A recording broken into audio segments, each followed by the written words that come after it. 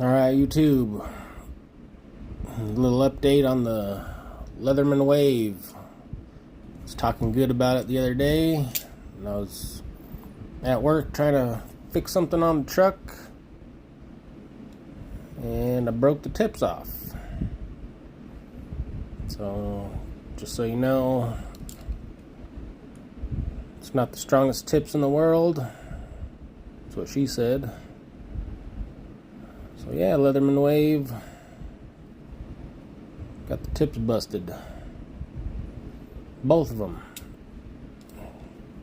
One right after the other.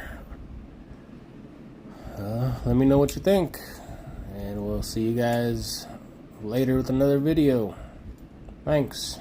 Bye.